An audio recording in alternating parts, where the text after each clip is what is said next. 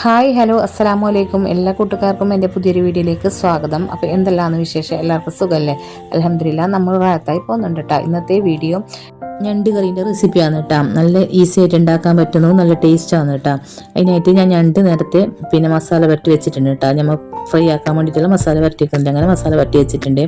അതിന് ശേഷം ഒരു ചട്ടി എടുത്തിട്ടുണ്ട് കേട്ടോ. അതിലേക്ക് എണ്ണ ചേർത്ത് കൊടുത്തിട്ടുണ്ട്. അതിലേക്ക് മസാല വരട്ടി വെച്ച ഞണ്ട് ചേർത്ത് കൊടുത്തു കേട്ടോ.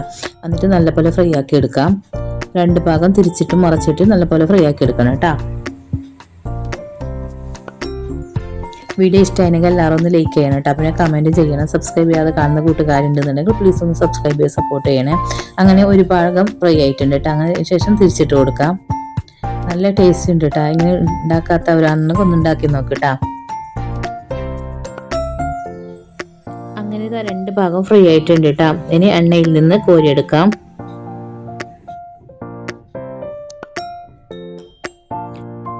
അങ്ങനെ എണ്ണയിൽ നിന്ന് മാറ്റിയിട്ടാ.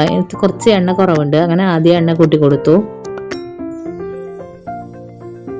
അതിനുശേഷം അതിലേക്ക് സവാള ഇട്ട് നല്ലപോലെ സോഫ്റ്റ് ആക്കി എടുക്കണം കേട്ടോ. ഫ്രൈ ആവേണ്ട ആവശ്യമില്ല. നല്ലപോലെ വെന്ത് സോഫ്റ്റ് ആവണം കേട്ടോ. അതുവരെ നല്ലപോലെ വഴറ്റിയെടുക്കാം.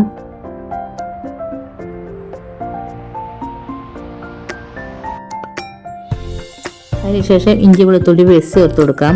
പിന്നെ തക്കാളി പച്ചമുളക് എല്ലാം ചേർത്ത് കൊടുക്കാം കേട്ടോ.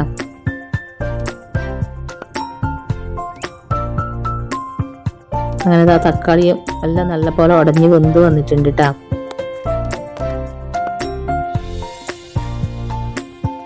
അതിനുശേഷം കുറച്ച് മഞ്ഞൾപ്പൊടി കുരുമുളക് പൊടി എല്ലാം ചേർത്ത് കൊടുക്കണം. പിന്നെ കറിവേപ്പില ചേർത്ത് കൊടുത്തിട്ടുണ്ട്.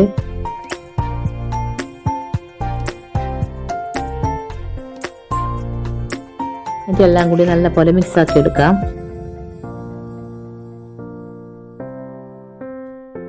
പിന്നെ മുളക് പൊടിയും മല്ലിപ്പൊടിയും ചേർത്ത് കൊടുക്കാം.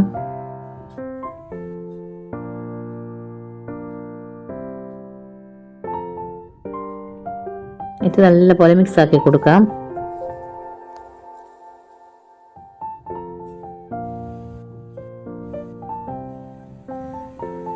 അതിനുശേഷം തേങ്ങ ചേർത്ത് കൊടുക്കാം. എന്നിട്ട് നല്ലപോലെ മിക്സ് ആക്കി എടുക്കാം. തേങ്ങ നല്ലപോലെ വെന്ത് വരണം.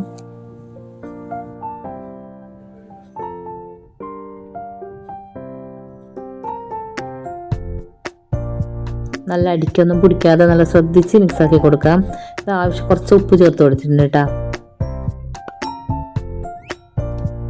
രണ്ടിലേക്ക് ഉപ്പ് ചേർത്ത് കൊടുത്തിട്ടുണ്ട്. ഫ്രൈ ആക്കുന്ന സമയത്ത് അത് നോക്കിയിട്ട് ചേർത്ത് കൊടുക്കാം ആവശ്യമുണ്ടെന്നുണ്ടെങ്കിൽ.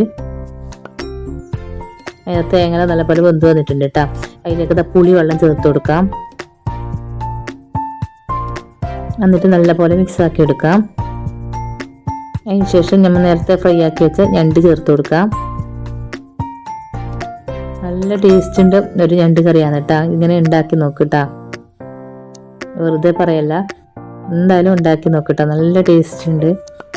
അങ്ങനെ എല്ലാം കൂടി നല്ലപോലെ മിക്സ് ആക്കി എടുക്കാം.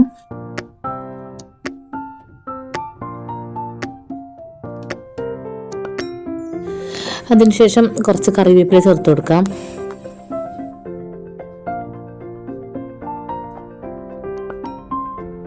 പിന്നെ അടച്ചു വെച്ച് വേവിച്ചെടുക്കാം.